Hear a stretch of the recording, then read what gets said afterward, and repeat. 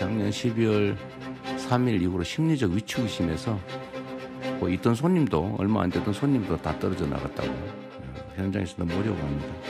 국가 재정을 이제 사용할 때가 됐습니다. 수입도 없는데 마구 쓰면 안 되는 건 당연하지만 정부 재정의 본질적 역할이 있지 않습니까? 지금은 너무 침체가 심해서 정부의 역할이 필요할 때라는 생각이 듭니다.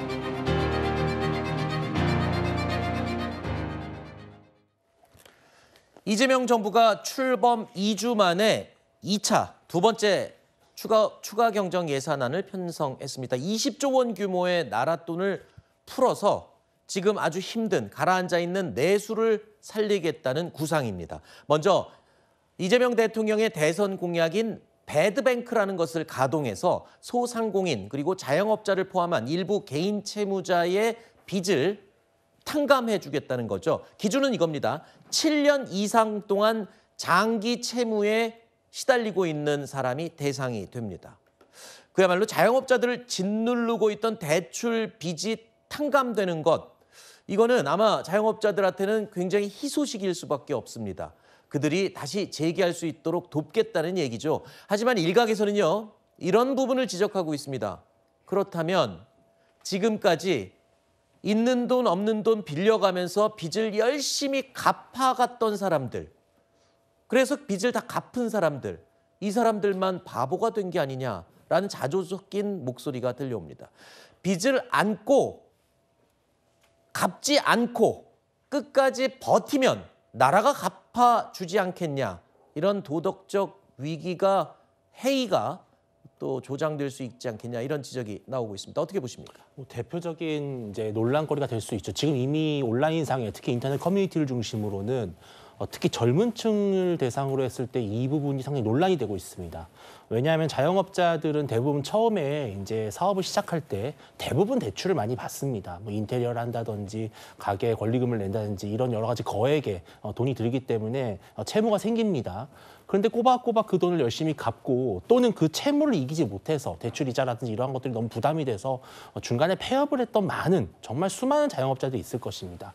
그런 분들 입장에서는 불과 7년만 버티면 되는 그런 5천만 원 미만, 물론 그것을 갚지 않고도 버틸 수 있었다는 것은 그만큼 자산 능력이 없었기 때문이라도 볼 수는 있지만, 혹시 누군가는 사실은 자영업자 같은 경우에는 현금 수입도 있고 어떤 국세 납부의 대상이 되지 않는 그러한 소득도 생길 수 있기 때문에 얼마든지 사실은 자신이 이 자산을 융통할 수 있는 것이거든요. 근데 그런 가운데에서 누구는 열심히 갚고 누구는 그냥 버텼을 때 버틴 사람의 빚을 탕감해 준다면 앞으로 이것이 어떤 문제가 발생하냐면은 이게 하나의 도덕적 해이의 선례가 돼서 빚이 생겨도 열심히 갚지 않으려고 하는 성향이 생기겠죠. 또 정권이 바뀐다든지 선거에서 이기면 이렇게 해주지 않을까, 이것이 가져올 수 있는 부작용이 있기 때문에 아마도 많은 국민들이 좀 허탈함과 박탈감을 느끼지 않을까 생각이 듭니다. 네, 이걸 또 무시 못하는 부분이기도 하거든요. 그런데 이에 대한 어떤 대책이나 방안은 포함되지 않은 걸로 알고 있어요. 어떻습니까? 근데 그런 정책을 실시하게 되면 도덕적 해이가 발생하지 않겠냐.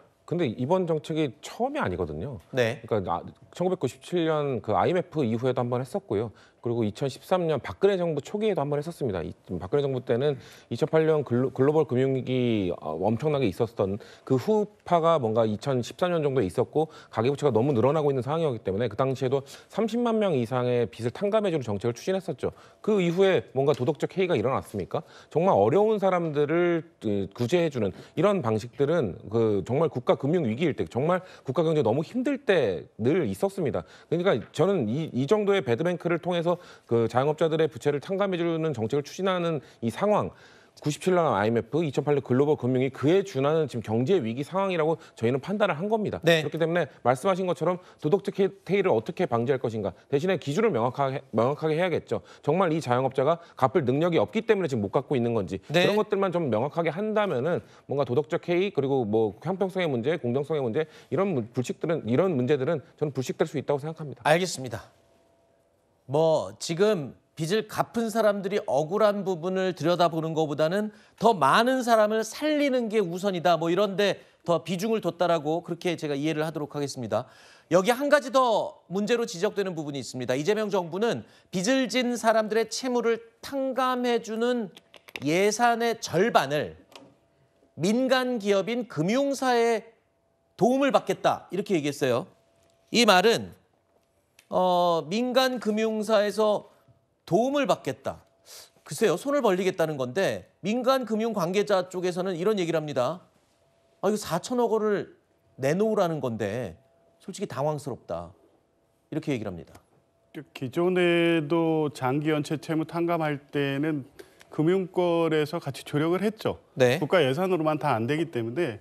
그리고 이제 채무 발생 자체가 대부분 이제 금융권 채무로 연결이 돼 있습니다. 그래서 실제 그런 방식으로 해서 채권을 매입하고 소각하는 과정이라고 하면 금융권도 역시 이게 단순하게 국가에 기여하거나 이 소모적인 비용이 아니라 어차피 이 부실 채권들을 정리하는 과정이기 때문에 네. 통상적으로 정책적으로 이제 그렇게 해왔고, 물론 이걸 사전에 금융권의 동의를 얻었느냐, 저는 뭐 과거에도 비슷한 정책을 써왔기 때문에 그게 안 했다고 해서 금융권이 지금 이 정책, 이 탕감 정책으로 당혹스러워하는 상황은 아닌 걸로 알고 있고요. 네. 아마 금융권 역시 이런 걸 통해서 선순환시키는 것이 오히려 기본 금융권이나 전체 국가 경제에 도움이 된다는 부분을 알고 있기 때문에 네. 뭐 기꺼이 동참할 것으로 봅니다.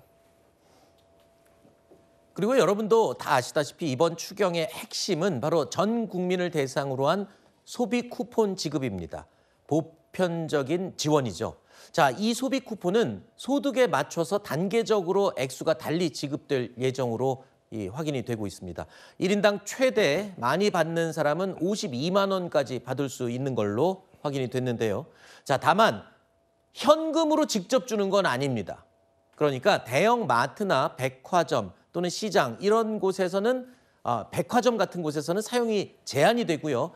재래시장이나 사용할 수 있는 데가 정해져 있습니다. 이재명 정부가 추진한 전 국민 소비 쿠폰 전체 추경 예산의 절반을 차지하게 됩니다. 이를 지켜본 국민의힘에서는 정치적인 포퓰리즘이다, 돈을 뿌리는 것이다 라면서 날을 세웠습니다. 어제 정부가 총 30.5조 원 규모의 추경안을 의결했습니다. 취임 2주 만에 뚝딱 만들어진 정부의 졸속 추경안은 민생경제 회복에 도움이 되지 않는 정치적 포퓰리즘 추경에 불과합니다. 이번 추경안은 한마디로 사이비 호텔 경제학의 대국민 실험장으로 보고 있습니다. 14조 원 가까운 막대한 혈세를 쓰는 일인데 대통령 당선 축하 파티 열듯이 돈을 마구 뿌리는 정치 추경으로 보이는 것이고 우리 국민의힘에서는 동의하기가 어렵습니다. 이번 추경에 대규모 재정이 소요되는 만큼 국가 채무가 처음으로 1,300조 원을 돌파했습니다.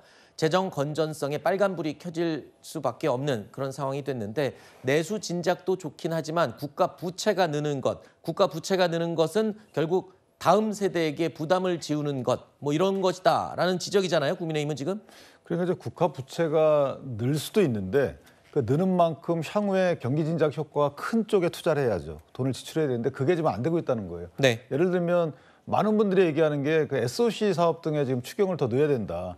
SOC 사업은 1조를 넣게 되면 1조가 그만큼 효과가 나오고 고용 효과도 10,000명 고용 효과가 나온다는 거예요. 그러니까 SOC 사업에 조금 더 넣어서 미래에 그게 수입으로 와서 세입이 될 수 있도록 이렇게 선순환 쪽으로 추경을 써야 되는데 이번에 보면 절반 이상을 돈을 그냥 나눠주는 거예요. 물론 그것도 의미가 있습니다만은 과연 소비 진작 효과가 얼마나 크냐에 대해서는 여러 가지 갑론을박이 있기 때문에 이 부분은 문제가 있다. 그다음에 민생적인 측면에서도 문제가 있는 거죠. 민생적인 측면에 만약에 초점을 뒀다면 그러면 좀 더 취약계층에 더 돈을 줘야 되는데 취약계층에 들어가는 돈은 1조 5천억 분이 안 된다는 겁니다.